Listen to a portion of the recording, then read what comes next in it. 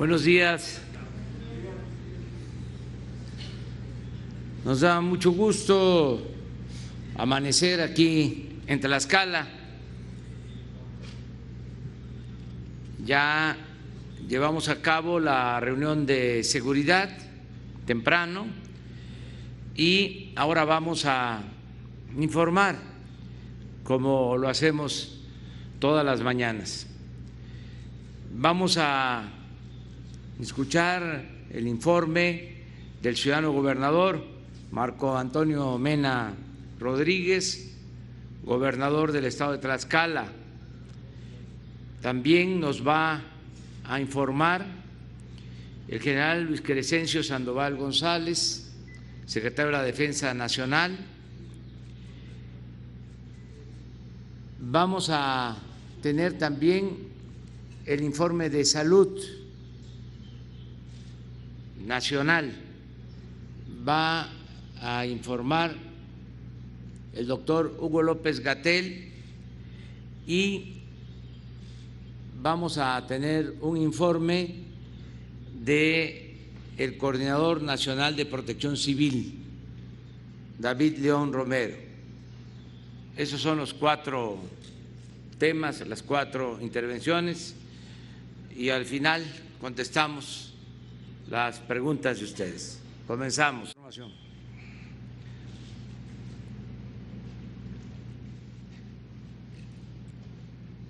Gracias, buenos días, presidente, buenos días a todos. Varias preguntas. La primera, el día de ayer, al usted salir de las instalaciones militares en Veracruz, observamos y quedó acreditado en distintos videos que había mujeres protestando, familiares de personas desaparecidas, que le insistían en ser atendidas por usted y que, bueno, al no bajar el vidrio de su vehículo o descender del mismo, le hicieron algunos comentarios en el sentido de que a la madre del Chapo sí la atendía y a ellas no. ¿Qué les dice a estas mujeres? Si usted las atendería, si usted se vería con estas personas, familiares de personas desaparecidas. Y una de sus planteamientos era la renuncia de la titular de la CEAP. Si se ha considerado un escenario de esta naturaleza, entiendo que es un cargo que da el Senado, pero que pudiera abordarse en este tema. Bueno, se está atendiendo todos los días, atendemos a ciudadanos y en este caso a familiares de víctimas de la violencia. La Secretaría de Gobernación tiene esa encomienda, inclusive hay una protesta enfrente de Palacio y se está atendiendo. Ayer hubo en efecto este incidente porque no puedo, por la sana distancia, exponerme ni exponerlos a ellos.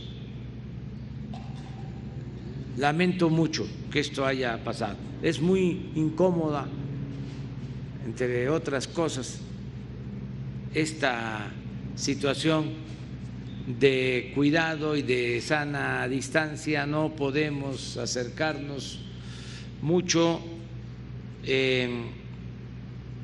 No es recomendable. Esto lo hemos dicho varias veces, lo he expresado ofreciendo disculpa de que no voy a poder tener comunicación directa con los ciudadanos. Sin embargo, se atiende a todos y se respeta a todos. Ahora, la prensa, no todos desde luego, pero los voceros del conservadurismo, la prensa conservadora, está muy atenta de todo lo que hago. Si bajo el vidrio, ¿por qué bajo el vidrio? Si saludo, ¿por qué saludo? Si no saludo, ¿por qué no saludo? Todo. Esto seguramente salió en el Reforma, que es el boletín del conservadurismo en México, y a lo mejor hasta en algún periódico extranjero, porque están igual, muy molestos con nosotros por la transformación que se está llevando a cabo en el país.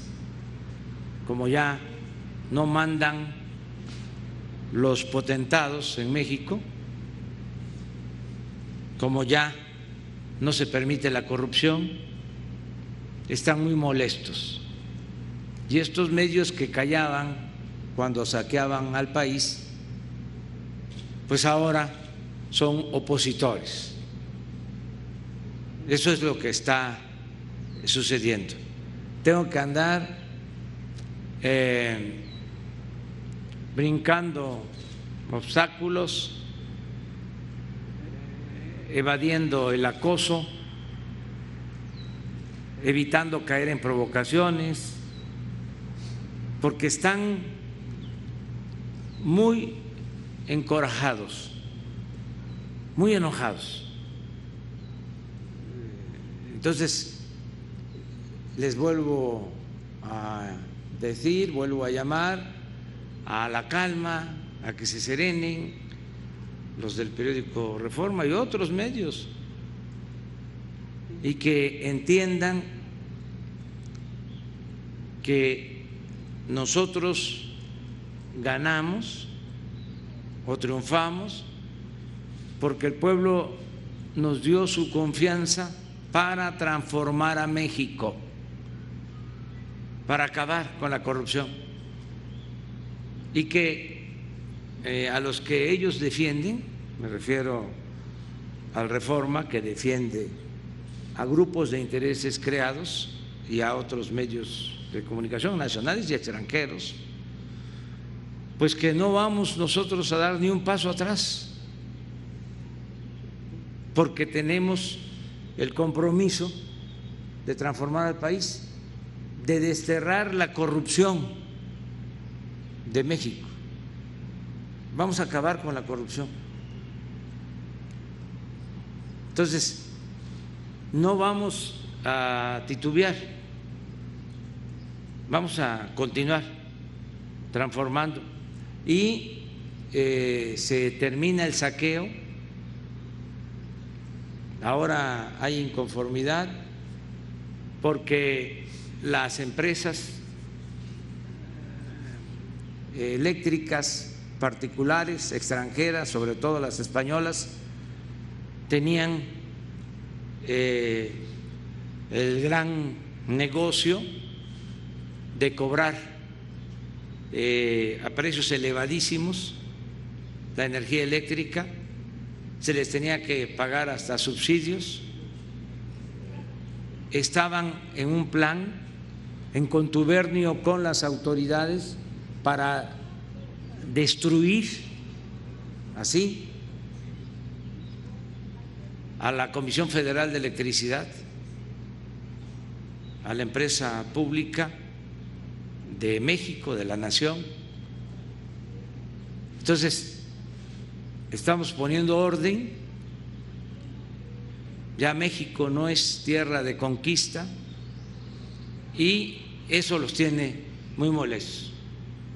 La otra cosa que molesta mucho a los del periódico Reforma es que sus patrocinadores, que antes no pagaban impuestos, ahora tienen que pagar impuestos, como todos los mexicanos. Entonces, yo entiendo todo esto, por eso hay estos ataques diarios como nunca se había visto, pero vamos a resistir. Tenemos mucha fortaleza. No solo es fortaleza política, es fortaleza moral. Ese es nuestro escudo protector. Cuando se actúa con integridad, con honestidad, cuando se trabaja en beneficio de los demás, se tiene autoridad moral y autoridad política. Por eso vamos a continuar con esto. Si me permite un par de cosas más, presidente. La primera, el día de ayer hacía mención en el evento que encabezó en Perote sobre esta comparación que hacía entre la posibilidad que da Sembrando Vida con los empleos que daría a la empresa Ford en la entidad. Hubo críticas en el sentido de por qué comparar un programa social que da apoyos a beneficiarios con dinero del gobierno con empleos formales que daría una empresa. Y en este mismo sentido, ¿qué le respondería al presidente del PAN, quien emitió un tuit diciendo que lo que se requieren son empleos formales, no dádivas? Pues es lo mismo, es contestarle al presidente del PAN y contestarle al Reforma, porque la nota también la manejó el Reforma. Yo lo que expliqué y sostengo es que el programa Sembrando Vida significa dar muchos empleos y es relativamente poca la inversión. En un país como el nuestro, en donde hacen falta empleos, tenemos que procurar la creación masiva de empleos, el uso intensivo de la mano de obra. No solo uso intensivo de capital, porque puede establecerse una planta de la Ford, volviendo al ejemplo, moderna, con una inversión de $1,000 millones, pero automatizada, manejada con robots y que ocupe 1,000 empleos. Eso sucede. El programa Sembrando Vida tiene una inversión de un poco más de $1,000 millones, 26,000 millones de pesos, pero le da trabajo a más de 400,000 sembradores.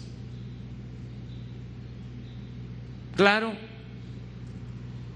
no es el promedio de lo que gana un trabajador de la industria automotriz o el promedio de lo que gana un trabajador inscrito al Seguro Social. Un trabajador promedio inscrito en el Seguro Social obtiene 12,000 pesos mensuales. Eso es lo que ganan en promedio los 19,500,000 trabajadores inscritos en el Seguro Social. Acá no son 12,000, aquí es un jornal de 5,000 al mes. Pero estamos hablando de más de 400,000 trabajadores. Y además, esos 400,000 trabajadores están plantando árboles frutales, maderables, 1,000,000 de hectáreas. No hay en el mundo un programa así. Ese fue el ejemplo que puse y no les pareció, porque no les gusta nada. Claro, el decir que esto es una dádiva, pues eso es muy característico del conservadurismo. Para los conservadores neoliberales, que dominaron México en los últimos tiempos, todo lo que se le destina al pueblo es populismo, es paternalismo, son dádivas. Lo que le destinaban a los de arriba cuando ellos estaban en el gobierno, el FOAPROA, el convertir las deudas privadas de unos cuantos en deuda pública, el que no pagaran impuestos las grandes corporaciones empresariales, eso le llaman fomento, eso es inversión, eso es empleo formal, eso sí es crecimiento. Tenemos visiones distintas. Entonces, existen estas posturas, no tampoco debe de extrañarnos, los del PAN votaron en el Congreso, en la Cámara de Diputados, para que no se aprobara la pensión a los adultos mayores, para que no se le entregara pensión a los adultos mayores. Votaron en contra para que no se entregaran pensiones a niñas y a niños con discapacidad. Votaron en contra para que no se entregaran becas a estudiantes de familias de escasos recursos económicos. Aunque parece increíble todo esto que les estoy diciendo, así sucedió. Votaron en contra de que se entregaran de manera gratuita los medicamentos, porque es su mentalidad conservadora. Nada más que la gente quiso votar por nosotros, quiso que en México se lleve a cabo una transformación. Ya no quiere a los conservadores corruptos, porque eso es lo otro. El conservadurismo en México, como en todo el mundo, tiene dos características, dos distintivos. Son muy corruptos y son hipócritas.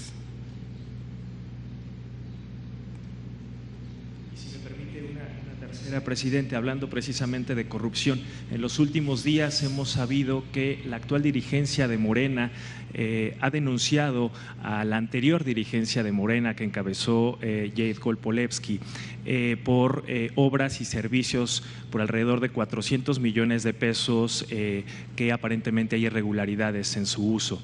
Desde su punto de vista, con motivo de estas denuncias públicas que ha hecho la actual dirigencia de Morena, ¿podría decirse que también hay corrupción en el partido que usted fundó?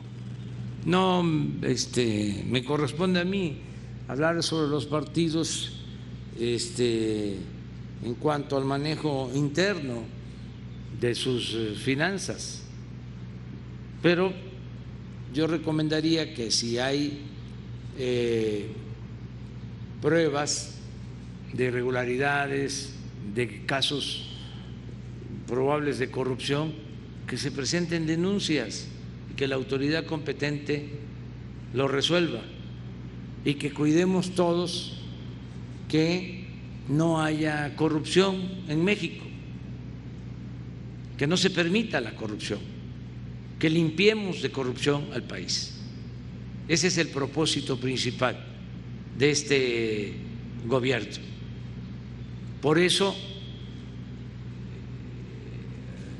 repito, es el coraje de los que no querían dejar de robar y pensaban que lo que decíamos nosotros en las campañas, porque fueron varias, era demagogia.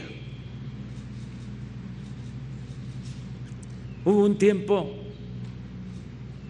en que se distorsionaron las cosas y algunos llegaron hablando de que eran de izquierda o presumían ser de izquierda, decían que el poder se agarraba con la izquierda, pero como el violín se tocaba con la derecha. Es decir, cuando se llegaba al gobierno, ya el que había expresado ser de izquierda para ganar votos, llegaba al gobierno y se derechizaba, se hamburguesaba. Pero eso no es el caso de México. Nosotros somos consecuentes y lo que estimo más importante en mi vida es la honestidad. No engañamos a nadie y todo lo que dijimos es lo que estamos haciendo. Si ustedes revisan mis textos, el último libro, pero el que escribí también hace 20 años, es exactamente lo mismo. No he cambiado. Entonces, pensaron de que nos íbamos a fascinar con el gobierno y que iba a haber una especie de regodeo en el poder, que nos iba a envolver la parafernalia del poder y que para que el Reforma nos aplaudiera o los medios que se dedicaban antes a quemar incienso a los gobernantes, nos alabaran, íbamos a cambiar. Pues no podemos traicionar al pueblo, no le podemos fallar al pueblo. Imagínense que llegamos y entre otras cosas encontramos que no pagaban impuestos. Imagínense cuánta injusticia, que un indígena, un campesino, un obrero, un profesional, ustedes, un pequeño comerciante, un pequeño empresario, tengan que pagar impuestos. Y los de mero arriba, porque ayudaban a los candidatos a ganar, les daban dinero, mandaban y les condonaban los impuestos. Entonces es una gran injusticia. ¿Qué decidimos? Se cancela, se prohíbe la condonación de impuestos y ahora tienen que pagar los intocables y estamos obteniendo por eso muy buena recaudación. ¿Para qué? Pues para devolverle al pueblo lo que le corresponde, para que haya justicia. Así se están financiando los programas de bienestar. Lo otro, ahora con lo de la energía, ¿saben cuántas empresas tiene Iberdrola de España? ¿Cuántas plantas de generación de energía eléctrica? 20. Domina casi la mitad del mercado de la energía eléctrica particular en el país. Por eso, una ex secretaria de Energía es directiva empleada de Iberdrola. Un expresidente llegó a ser consejero de la empresa Iberdrola de España. Esto no sucede en ninguna parte del mundo y es increíble que en el Reforma no se diga ni pío sobre esto y se defienda a esas empresas que han abusado, que han afectado el interés público. Entonces, cero corrupción, cero impunidad. Trátese de lo que se trata. Entonces, les aseguro que no van a poder en ese aspecto con nosotros. A mí me van a seguir cuestionando por cómo hablo, voy a seguir padeciendo de expresiones racistas, van a seguir diciendo que no estoy cuerdo, que estoy loco, van a seguir diciendo que soy un viejo chocho, que ya estoy chocheando, todo eso, pero nunca van a poder decir de que soy corrupto. Pero no, va primero y luego. Hola, presidente, buenos días. Usted que está al pendiente del tema de las finanzas, en la Cámara de Diputados virtualmente se están cocinando varias iniciativas. Una tiene que ver con algo que se llama ingreso vital, es decir, darle un apoyo por la contingencia sanitaria a todos los mexicanos. Es algo que han manejado diputados panistas, que se han sumado inclusive algunos de Morena y que también algunos del PRD y también algunos del PRI. Mi pregunta aquí es, ¿qué tan viable es que se pueda dar eso? Y sobre todo también una iniciativa más que también se está cocinando es reducir el IVA del 16, de 16 al 10%. ¿Qué tan viable es eso para el gobierno? ¿Se puede o es parte, pues sería algo como de política? ¿Cómo ve este asunto? Es politiquería del PAN. Acabo de decir, y se puede probar, que votaron en contra de la reforma al artículo 4 constitucional para entregar las pensiones a los adultos mayores, y ahora salen con que quieren apoyar. Lo que están buscando es lo mismo de siempre, lo que han promovido, apoyar a los de arriba. ¿Qué es lo que han hecho? Entonces no hay que dejarse engañar. Es muy sencillo de explicar. El neoliberalismo que ellos han aplicado, lo que ya se fue y espero que no regrese, y toco madera, además de la corrupción, tenía el propósito de beneficiar siempre a los de arriba. Es gráfico explicarlo, es una pirámide poblacional en nuestra sociedad mexicana. Entonces, ¿qué hacían ellos? Se ocupaban de proteger a los de la punta de la pirámide, a los de arriba, y dejaban en el desamparo a los de abajo, a los de la base de la pirámide.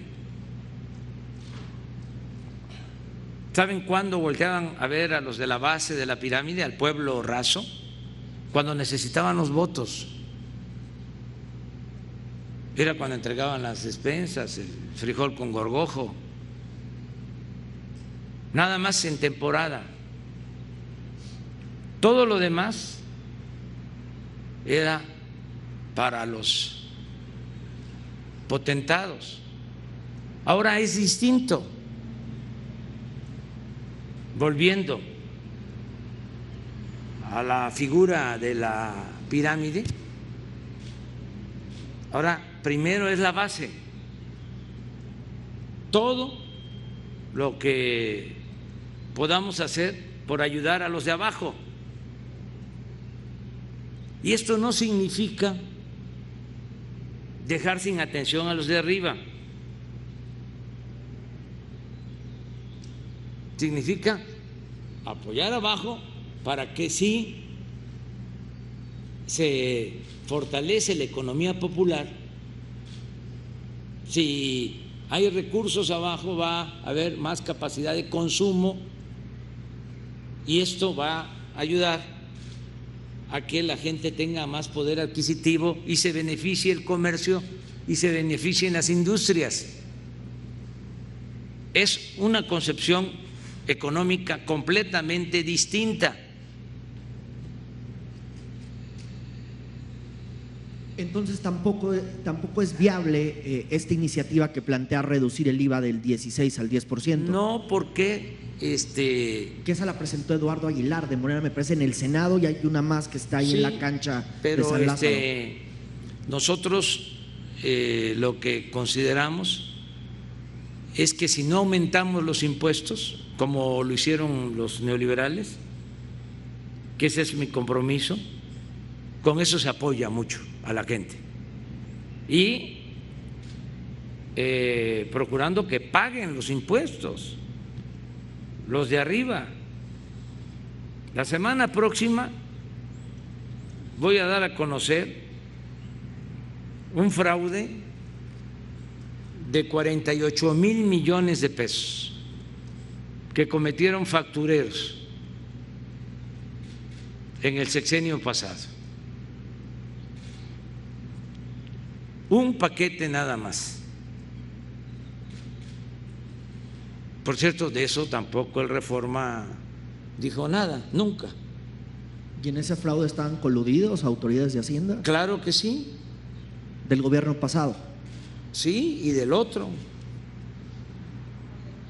Y políticos. Entonces, vamos a presentar denuncias penales para estos personajes encargados de promover este sistema de facturación falsa que se extendió. Se calcula que se fugaban alrededor de 300,000 millones de pesos mediante este mecanismo. Entonces, la semana próxima se va a dar a conocer ya el primer paquete, son 48,000 millones, porque mucha de la gente implicada ni siquiera lo sabe, que sus facturas son falsas. Entonces, vamos a dar la oportunidad a todos estos contribuyentes para que se regularicen. Ya lo están haciendo. Hay hasta personajes famosos. Lo que pasa es que no quiero caer en lo espectacular, y además debemos de cuidar siempre la dignidad de las personas, que han ido al SAT y se han puesto al corriente porque habían manejado, o sus contadores les habían pagado sus impuestos con facturas falsas. Entonces ahora les vamos a notificar a todos los que están en esta situación para que vayan al SAT y se pongan al corriente en un plazo. Entonces, eso era el gobierno anterior y los gobiernos anteriores, todo lo que fue el periodo neoliberal se caracterizó por el saqueo. Entonces ahora nos dicen, bajen los impuestos. Bueno, cuando tomé posición, el día que tomé posición, me gritaban los del PAN, baja la gasolina. Pero si ustedes la subieron, les contesté. ¿Por qué no la bajaron ustedes? Yo hice el compromiso de que no iba a aumentar el precio de la gasolina y lo estoy cumpliendo. Pero ellos fueron los que aprobaron los gasolinazos. Entonces, parezco disco rayado. Entonces, desgraciadamente, tengo que repetir y repetir y repetir para que, a ver si en una de esas, primero porque aquí nos están viendo muchos y no voy a dejar pasar la posibilidad de informar, primero, y segundo, en una de esas, de tanto que lo digo, en algún periódico, en alguna estación de radio, en algún canal de televisión, sale algo. Porque repito y repito y repito y repito y no aparece nada. Me refiero a los medios convencionales y no a todos, desde luego. Entonces, por eso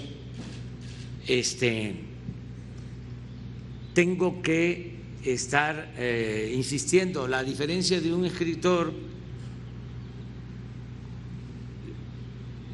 y de un dirigente político, entre otras cosas, estriba en que el escritor no puede repetirse, no debe repetirse.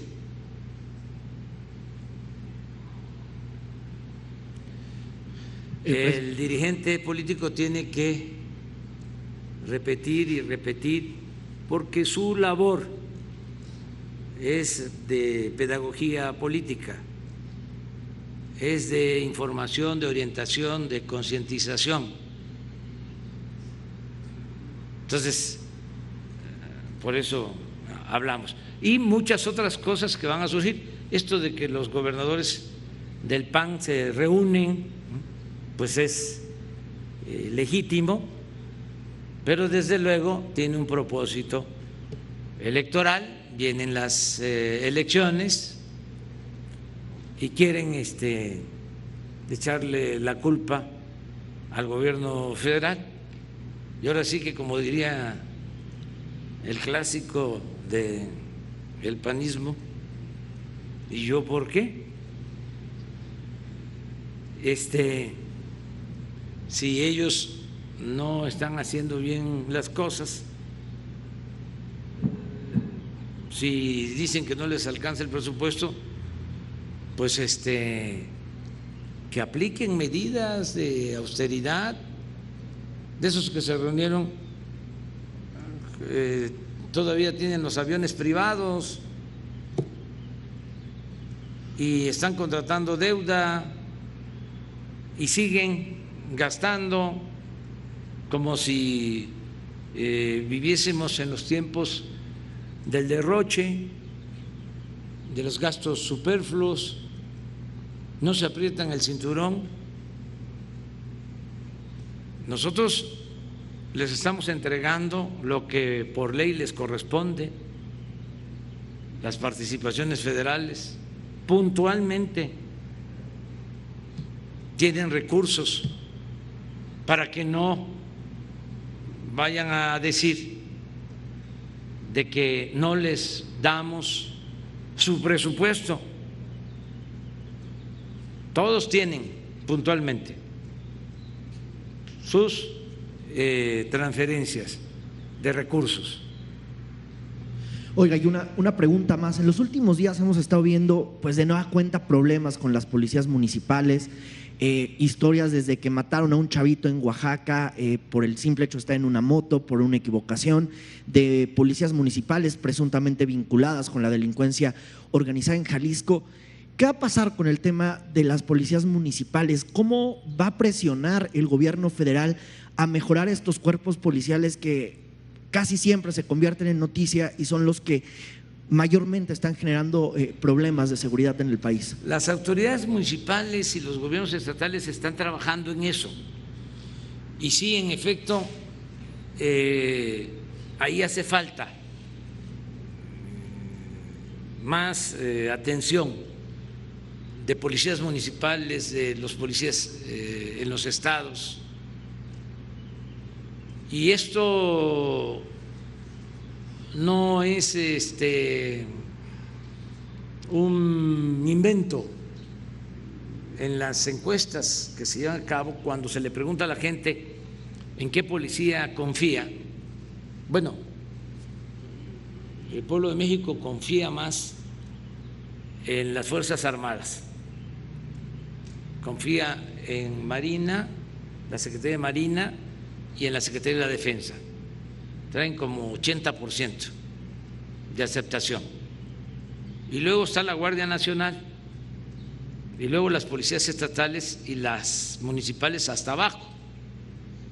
Así está. Bueno, este es el resultado incluso de las encuestas oficiales. ¿Qué está pasando? Ya los gobiernos estatales, los gobiernos municipales están atendiendo más esta necesidad de tener buenas policías y cada vez se está acreditando más la Guardia Nacional y esto ayuda mucho. Y en el caso, por ejemplo, de Tlaxcala, estamos trabajando de manera muy coordinada. El gobernador de Tlaxcala encabeza diariamente la reunión de seguridad. Es importante recordar que así como diario nos reunimos del Gabinete de Seguridad del Gobierno Federal, de lunes a viernes, de 6 a 7 de la mañana, la secretaria de Gobernación, el secretario de Marina, el secretario de Seguridad Pública, el secretario de la Defensa y otros secretarios diariamente para atender el problema de la inseguridad en el país, de la violencia. Nosotros recibimos diariamente el parte, el reporte de todos los delitos que se cometen en las últimas 24 horas en el país. No delegamos este asunto. Bueno, todos los días hacemos este ejercicio. Les podemos decir cuántos homicidios hubieron ayer, qué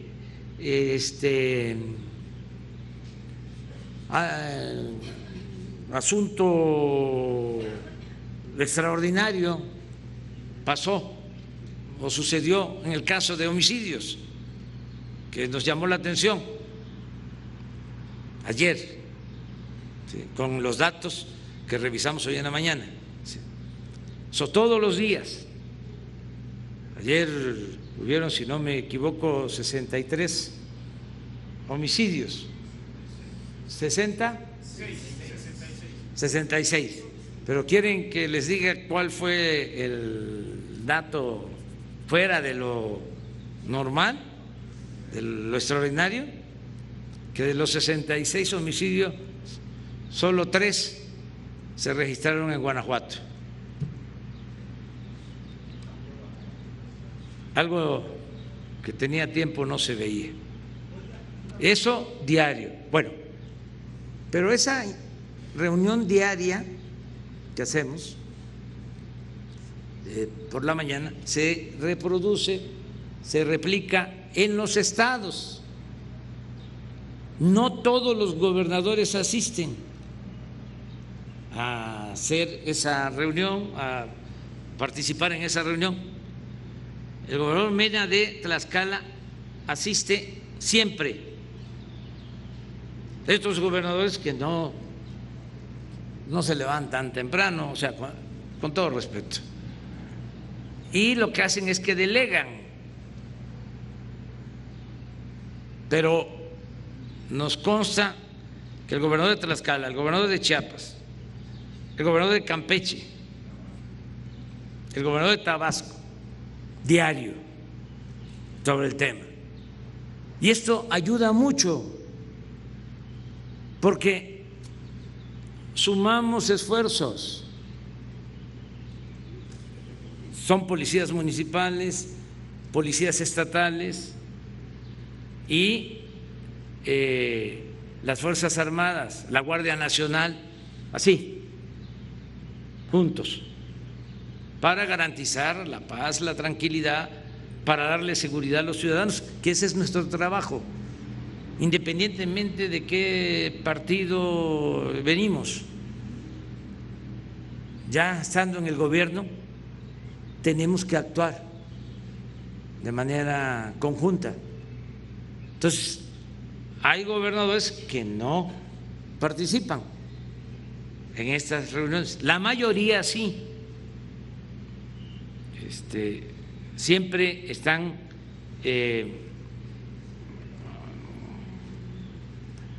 operando estas mesas, no solo en los estados, en las cabeceras, o son mesas estatales, ya también esto se reproduce en las regiones, y esto nos está llevando a que tengamos cada vez más avances en materia de seguridad. Sí, pues lo que ya se dio a conocer fue liberado y lo celebramos que haya liberado. No, pero se le liberó y eso es lo importante.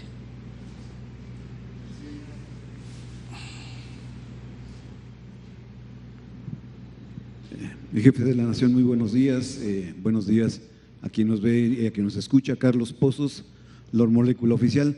Presidente de México, hablando sobre corrupción, mi profesor y colega Ignacio Rodríguez Reina, en una investigación en Quinto Laboratorio, encontró que el lunes 4 de junio del 2018, a las 17:47 horas, se dio la operación Hermes.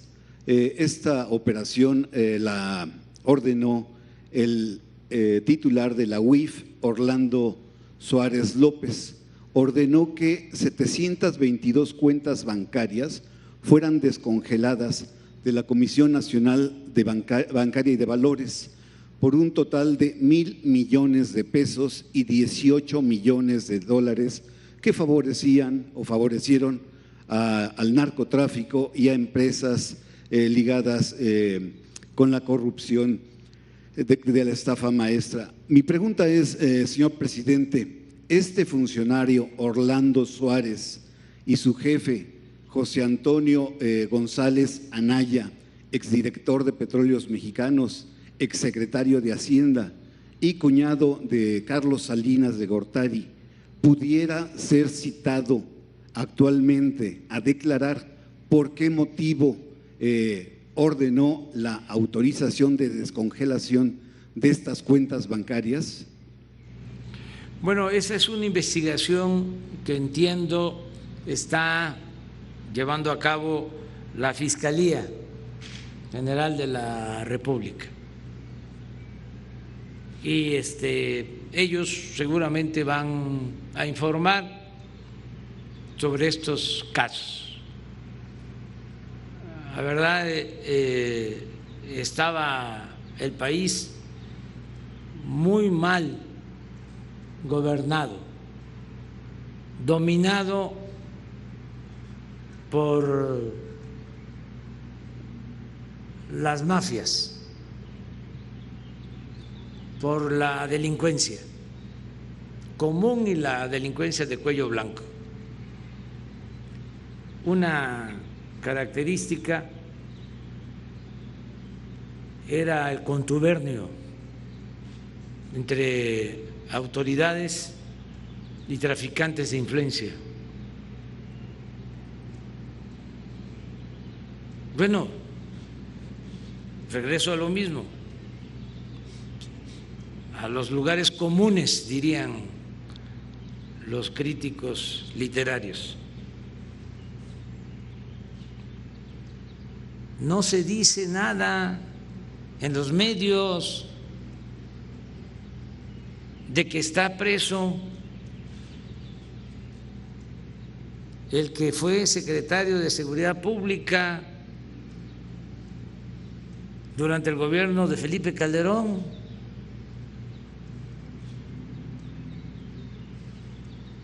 Es Anabel Hernández, es Dolia Esteves, nada más. No hay información en el Universal, en el Reforma, en el Proceso, en los programas de radio, en los noticieros de televisión. ¿Qué pasa? ¿Por qué el silencio? Yo recuerdo que cuando este señor estaba en su apogeo, que era el super policía, ejemplo a seguir, llevaba a los periodistas famosos. Me acuerdo de Ciro Gómez Leiva, aunque se enoje Ciro, y no hay que perder el sentido del humor. Los llevaba ahí a un búnker que tenía García Luna.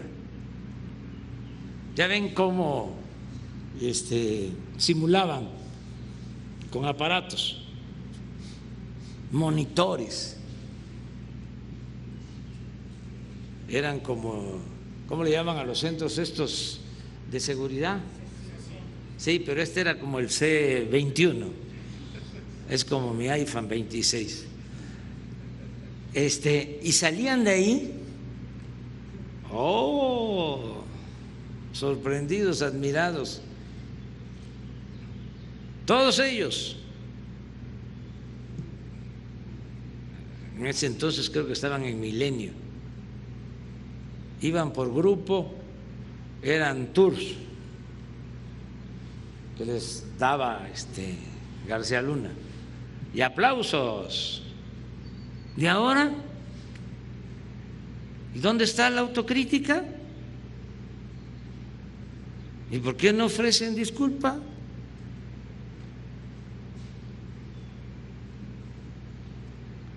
No se dice nada. Ayer, una nota internacional,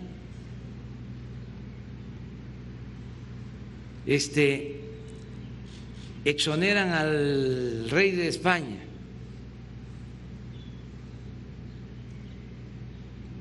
Acusado, el que estaba de rey, de posible soborno, y lo exoneran sin investigación.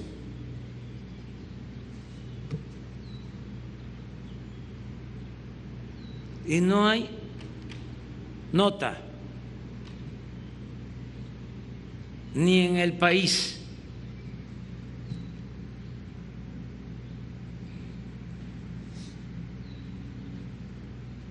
Lamentable, porque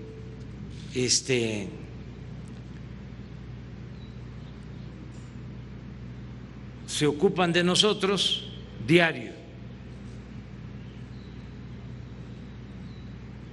No solo la prensa mexicana, en este caso la prensa española. Y se dan estas cosas que son de verdad una vergüenza, sobre todo para los españoles, que es un pueblo trabajador, pueblo ejemplar, que no merece que se tenga ese tipo de representación política.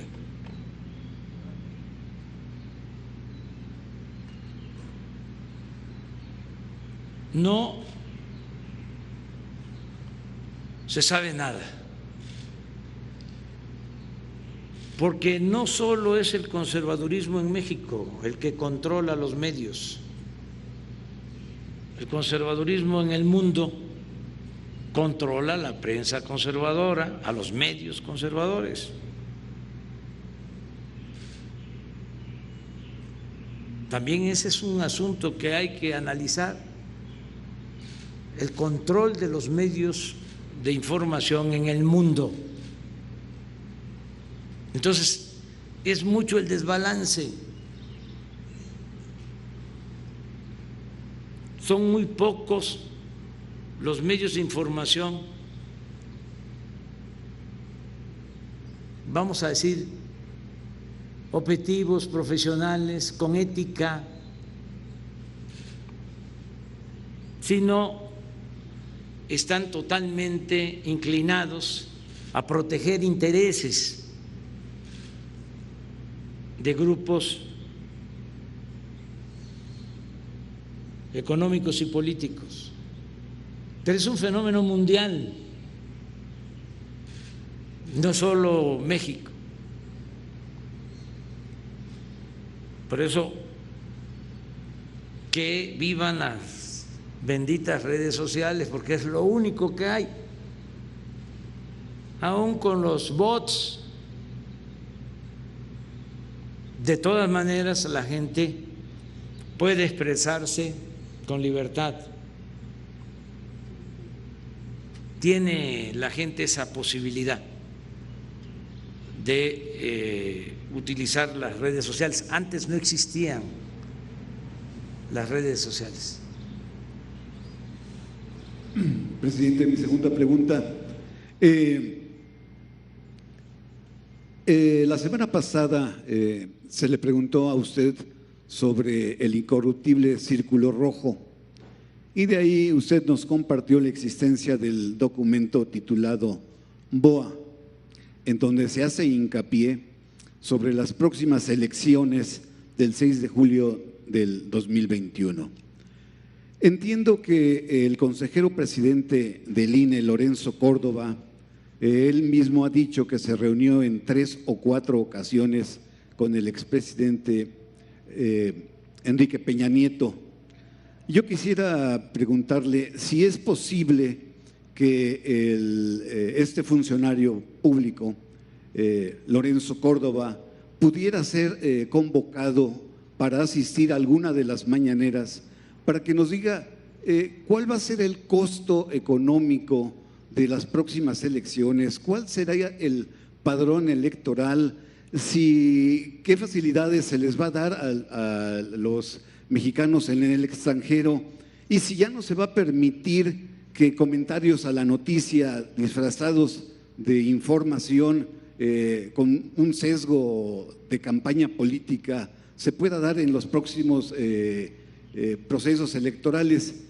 Y en específico, la pregunta sería, ahorita ante el panorama que se está viviendo, ¿usted considera que el PRIAN, el dinosaurio del PRIAN, pudiera configurar un fraude electoral en las próximas elecciones?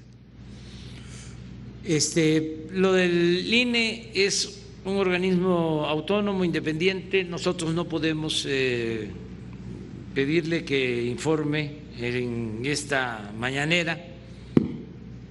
Ellos tienen sus mecanismos de información y somos respetuosos de la autonomía del INE.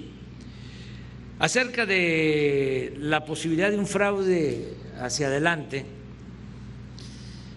no creo que suceda, porque antes los fraudes se promovían desde el poder y ahora tenemos el compromiso por convicción y porque venimos de luchar en contra de los fraudes, padecimos los fraudes, nos robaron la presidencia de la República Entonces, no vamos a permitir que haya fraude. Desde luego, no se va a permitir que ningún funcionario se involucre, participe en procesos electorales. Me refiero a funcionarios, servidores públicos federales. Pero también vamos a estar muy pendientes del comportamiento de las autoridades estatales para garantizar que haya elecciones limpias y libres, que no estén pensando, lo digo con toda franqueza, los gobernadores, que no se va a meter el gobierno federal, pero que ellos sí van a poder aplicar prácticas de compra de voto, de acarreo, de reparto de dádivas. Ahí sí vamos a estar muy pendientes. Y además existe la Fiscalía Electoral y es delito grave el fraude electoral. Y si se meten y se demuestra que se está utilizando dinero público o está interviniendo el gobierno en las elecciones, el responsable tiene que ser castigado. Y yo estoy obligado a denunciarlo y lo voy a hacer, porque otro de los compromisos que tenemos como parte fundamental de la transformación es acabar con los fraudes electorales, garantizar que haya democracia, que el pueblo elija libremente a sus autoridades. Eso no tiene que ver con presupuesto, eso tiene que ver con procurar un recto proceder de todos, que se deje en libertad al pueblo para elegir a sus representantes. Nada de que la asociación civil empresarial va a estar entregando dinero para apoyar a candidatos como lo hicieron en el 2006, que metieron dinero y era ilegal desde entonces. Hay constancia. No es de que para que yo no pague impuestos en el futuro o porque me cae mal Andrés Manuel, me molesta mucho,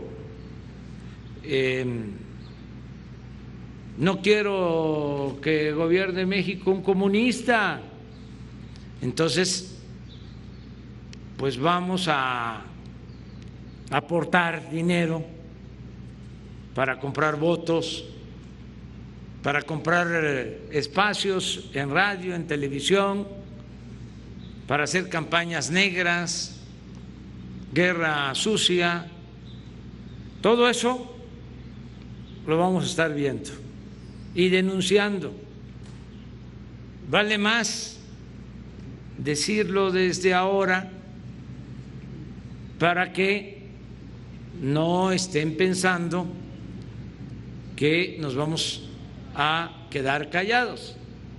El compromiso es: la Presidencia de la República no va a permitir que el dinero del presupuesto federal se destine a favorecer a ningún partido, a ningún candidato, pero también la Presidencia de la República va a estar pendiente de que se garanticen elecciones limpias y libres y que no se utilice dinero sucio en las elecciones. ¿Podría llamar al doctor Pinchetti, titular de la CIPADE, a la mañanera para que hable? Es también independiente, pertenece a la Fiscalía de la República, pero José Agustín Ortiz Pinchetti es un hombre recto y estoy seguro de que no va a permitir ninguna violación al sufragio, que va a hacer valer el sufragio efectivo, voto efectivo, que efectivamente el pueblo elija de manera libre a sus autoridades. Entonces, lo mismo Alejandro Hertz, que es el fiscal general. Bueno, vamos a terminar ya porque hay bastante frío y no queremos que se nos enfermen.